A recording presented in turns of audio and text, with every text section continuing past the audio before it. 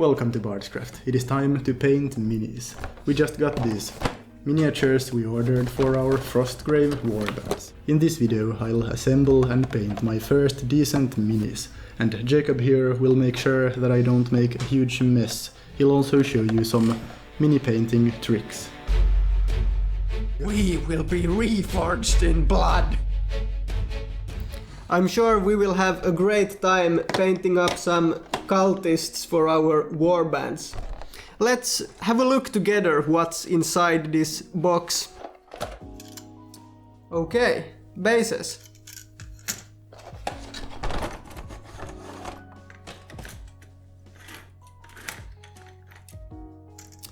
Here we have 4 of the same spruces.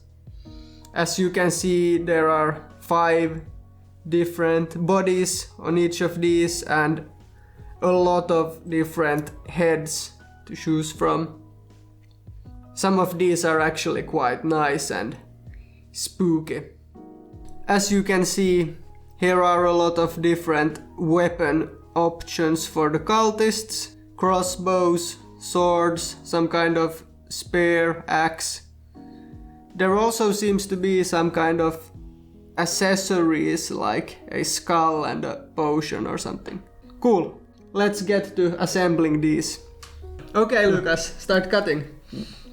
Yeah, so here I'm using this cutter that is probably slightly overpriced, but that's what we get.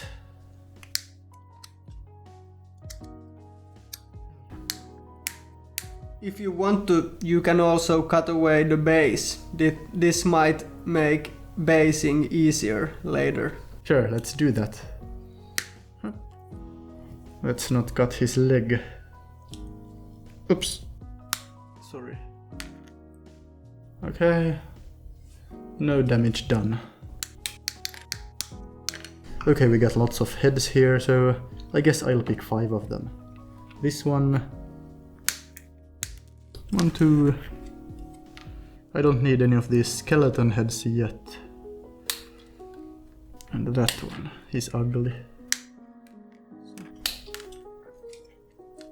For the weapons of these guys, I'll choose shield and scimitar, spear and hand. A kopesh or whatever it's called, then 1 bow, along with a hand crossbow. Okay, now we got these figured out. We added some accessories as well, such as these quivers for the archers and tiny daggers. Also, there are these nice pouches or something you can put behind.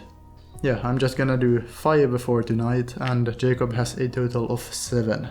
Next we are going to remove some mold lines with X-Acto knives, and we might also file down some pieces to make them fit better.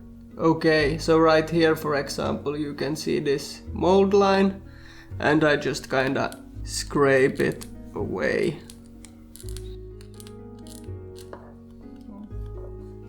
I have avoided this tool for years now. När jag tog på de där mold lines så hade jag alltså den där kniven andra vägen. Okay, I spotted a mold line, but I don't care. Problemet med att assemble så här mycket är att man måste dammsuga efter. Ja, men det måste jag alltid ändå. Det är nog sant nu när du duckar efter. Now Jacob is gonna show me how to assemble this first mini using some plastic glue. Nothing seems to come out yet. Mini painting is definitely less epic than I expected it to be. Yep. Ow. On goes a bit of glue, and then comes the head. I always use super glue, so I have no idea how quickly this bond. Let's take a look. Under 9 years, it says. Yeah. Excellent. I prefer to use too little super glue. If something breaks off, you can always put it a bit down. Good. You can always use more super glue to repair it later. This arm looks quite derpy, but... Yeah, we can remove it. Test the strength of the glue. Put it a bit more down. I think this arm is supposed to go up. Point upward. Okay. Like a fist. I am the victorious one. Yeah, this makes more sense. And the scimitar. Yeah, that's not so bad. He looks like he's about to go dancing at some cultist party. Do. And the last item, his party satchel. Yeah, that's quite cool. Now we can put him on a base, I think. Actually, you get, in my opinion, nicer bases if you first finish the bases and put texture on them, and then later you add the miniatures to the already done bases. Alright, let's do that then instead. Okay, I'll assemble all of these before basing. The crossbow dude should be quite easy to make. Oops. Okay. And like that. I think I put a bit too much. I'll remove it with this bit. Yeah. For the crossbowman, I chose this straight standing figure because crossbowmen aren't that mobile. I think the quiver goes well here. Like that. I also put the archer's quiver on the side here because it's not realistic to have it on the back. No. All in all, this is much easier than I expected. This one will work as a basic guard as well. No, this one looks way too awkward with the dagger. I'll add a shield instead. Perhaps that's a bit better. Okay, we have now assembled the minis and Jakob has already based his. As you can see, I based all of the cultists and I tried to make them have as dynamic poses as possible. This is very visible on the archers, who are kind of lunging and shooting somewhere. Kinda cool. I also added a few skulls on some special places of the bases. And for these two guys I added some shields I had lying around. I think these shields are way cooler than the official cultist shields. Here, for example, I just added some bark and paste and so on to have these guys step from lower to some higher ground and so on. Nice. Yeah, but I'll help you assemble yours in a similar fashion. Good. So I just start by chopping some bark pieces. Yes. Bark. Yes.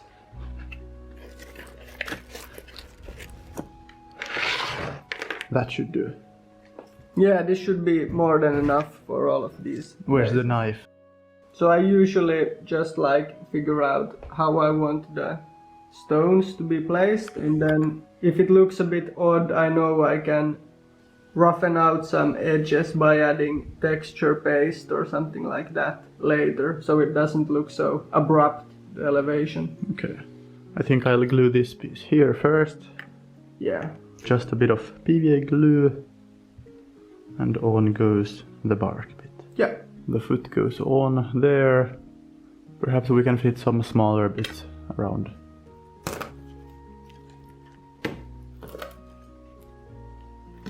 That one. Yeah, and he will stand there. Good. Next, the archer. I'll put him on a larger rock. Actually, I have a good idea. Yeah? It's quite a good idea to just, you see these ridges here on the side. If you cut between them, you can then put glue between all of them and layer them on top of each other and create some natural, texture. Okay, so you mean like this? Yeah? Yeah, and then you just layer the thin slices on top of each other. Alright. Yeah. A good tip. Yeah, he will go on there with some Yeah, texture paste. I like and so that. on. I'll put some smaller bits on the bottom. I'll just put this small bit down here. Good. Yeah, so for the flatter bases, it's a good idea to just lay down some really thin pieces of bark or cork or whatever, and then later on just slap on some texture paste. Next comes the wood filler. Okay, so I just put it in between here. Yeah. Just dab it there somewhere and you can move it around and add more water or so on to dilute it further. Yes. And later on, when it has dried, you can, with your nail, scrape it off the edge really easily. You don't have to use wood filler, you can use any kind of acrylic paste or even regular clay. I have used clay as well for great results, but that cracks way more when it dries.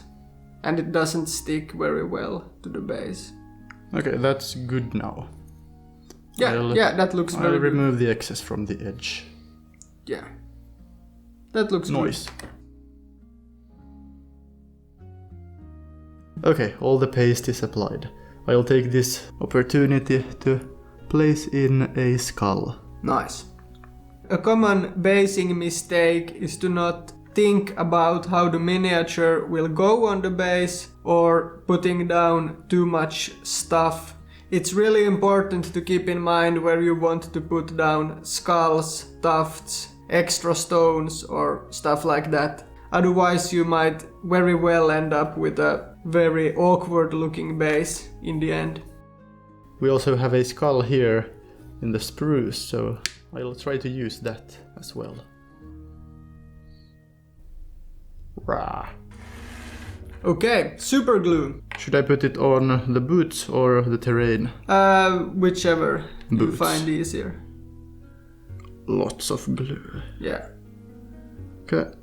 Can you keep that? Yep. Hold it. The glue. On goes the mini. This one is actually the wrong base. Never mind. Glue your fingers. Okay. Attempt number 2. Yeah, that's much better. This archer fits like perfectly. Wow. Sometimes it's a good idea to put some extra super glue just to make sure that everything sticks. Alright, all minis are now assembled and based, almost ready for painting. Let's put them on a piece of cardboard and prime them first. We went out and primed the miniatures with Army Painter's black matte spray. The most important thing is to get full coverage on the minis. It's not a big deal if the bases are only partially covered. Along with our cultists, Jakob also primed his Frostgrave Knight and Templar. After we were happy with the coverage, we sprayed a zenithal highlight with matte white. This should make painting a bit easier and will improve the results, hopefully. I also took this opportunity to prime my vampire or abhorrent archregent, however you pronounce it. If you rattle can zenithal something that you want to be painted to a higher level, it might be a good idea to go back with some black or some washes and apply it to areas where the zenithal priming isn't very even. Sure. Yeah, we'll call it a day. Sounds good. Next time we will continue painting the miniatures. Good. We will be painting up our miniatures in a quick and simple paint scheme. First we are going to base coat the minis. We will use a bit brighter colors than usual. At least I will add some quick highlights to the most important parts. For example, faces, some weapons, and so on. After that we will use black oil and a product called streaking grime to wash the minis, and use something called the reductive technique to remove all the wash from edges and so on. This is a fun way to paint miniatures and I'm happy to be able to show it to you today. I dare even say that those of you who have not seen this technique before, such as Lucas here for example, will be quite intrigued by it. Alright, intriguing. Here we have some paints ready. Mine on the left side and Jacob's on the right. We don't have any exact plans in mind yet, but I have thought of something. The main color of my melee dudes will be red. The archer and crossbowman will probably look good with green. Other than that, no plans. I will be using different colors for the hoods and robes of my guys to later be able to distinguish them from each other quickly when playing Frostgrave. And the guy I will be painting on video will be wearing a purple robe. Okay, Lucas, let's start painting. We begin with base coating. You probably know how to do this already, but I'll show you how to do it anyway. And yeah, it's indeed quite simple. I start by putting down the paints I want to use. As you all can see, I brought this old crappy wet palette to paint here today. That one is very high quality compared to mine. Yeah, indeed. As you can see, I like to base coat in quite thin layers, and usually I need to apply quite a few layers to get a decent coverage. For these cultists, I chose 5 base colors to keep the paint job quick and simple. For the shield, I am using a desaturated green. This is something I have been experimenting with for old wood. Then for the leather, I use a quite purple brown.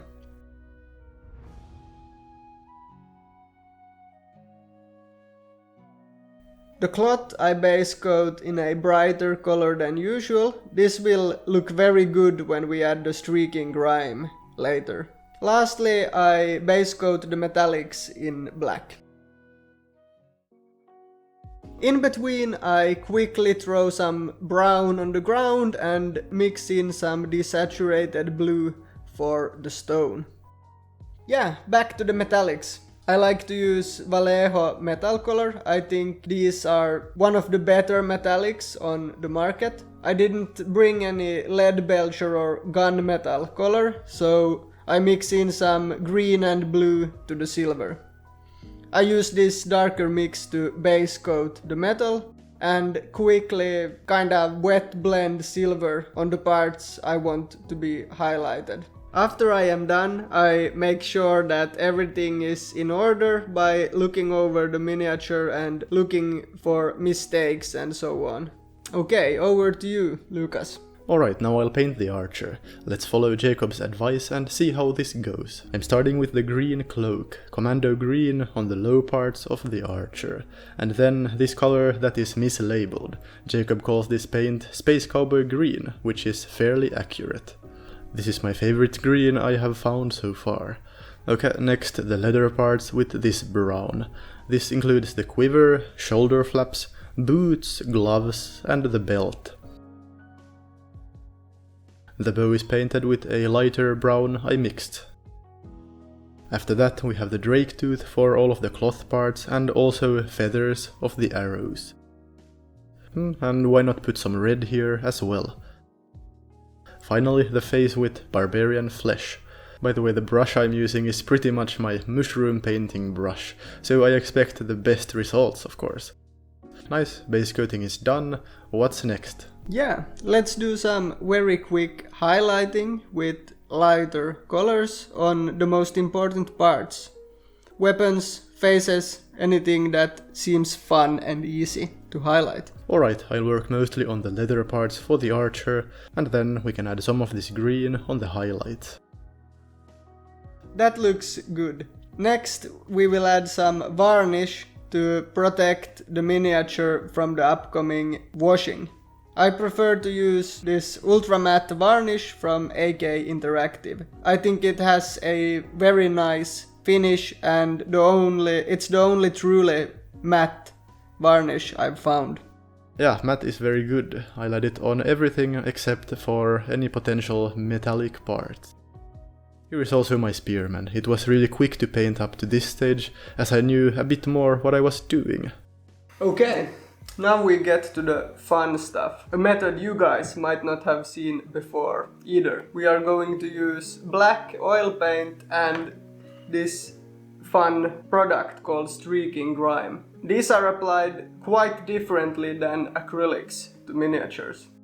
First take some of the streaking grime, which is this kind of, as the name says, grimy enamel paint that is used originally by model painters, I think, but a lot of miniature painters have started to use it as well for great effects, especially when you're trying to achieve some grimy and dark effects. Alright. So I grabbed some of that and I put it on areas that I want to be dirty, for example the legs here that I have painted in this bone color. Yeah, so then I also put some on the weapon. Let's put some on like half the shield, here on the cloth. Dun, dun, dun. You just dab it on everywhere. We will remove a lot of it later, so don't worry. Yeah. Just think like which parts could be dirty. And you don't have to get this streaking grime, you can use oils for everything, but since I have this specialty product.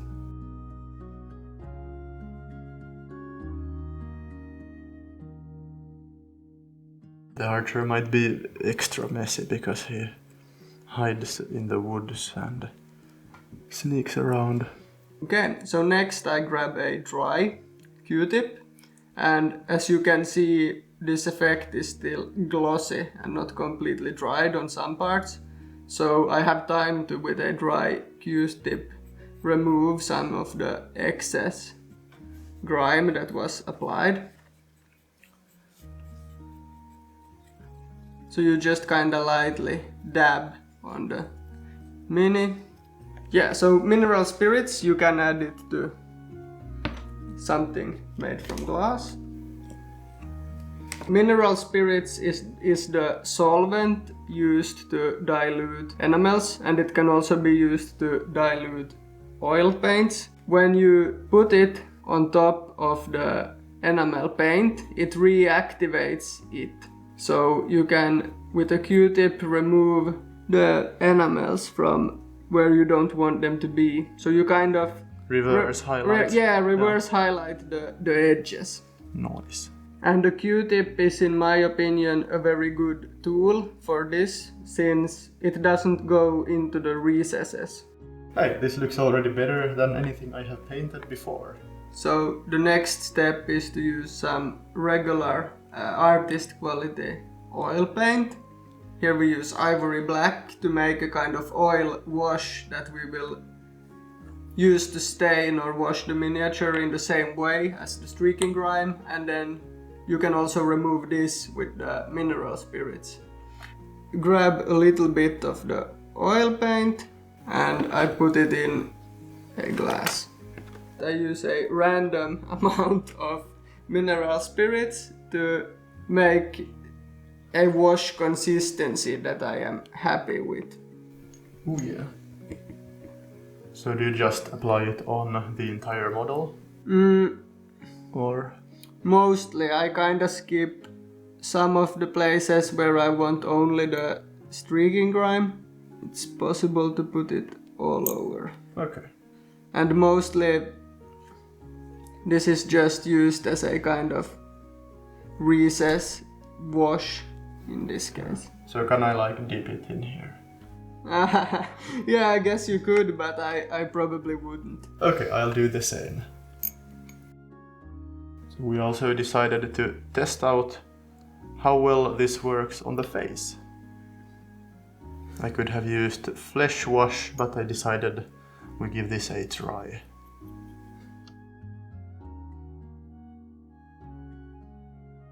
Okay, so next a blow drying, I guess. Yeah, blow dry them until the oil paint is no longer glossy. Good! So the same thing again. You just take some mineral spirits and on your Q-tip and gently wipe away excess oil. Wow.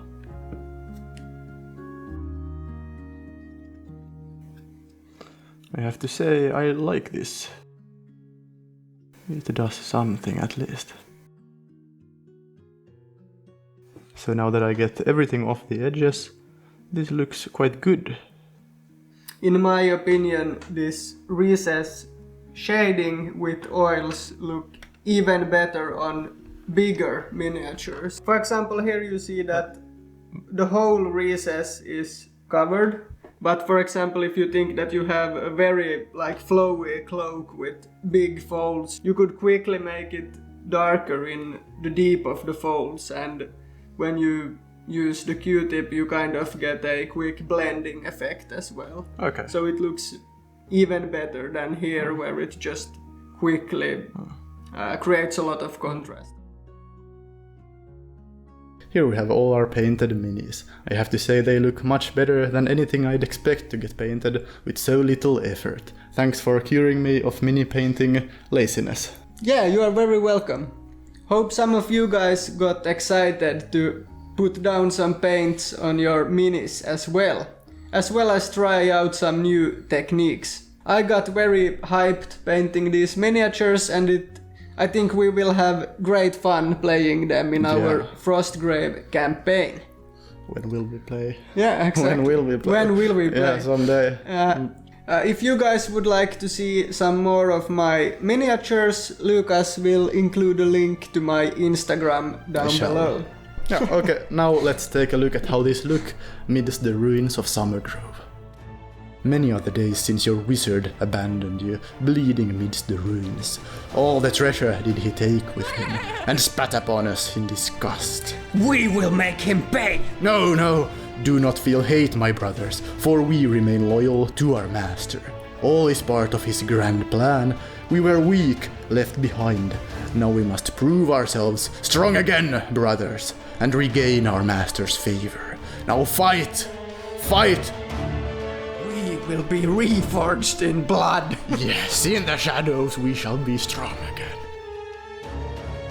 Alright, I hope you enjoyed the video and learned at least something. I sure did. Now subscribe for more and I'll see you in the next video. Also, I'd like to thank everybody for the continued support on Patreon and through donations. It really helps in troubles past and ahead and allows me to create more. Goodbye.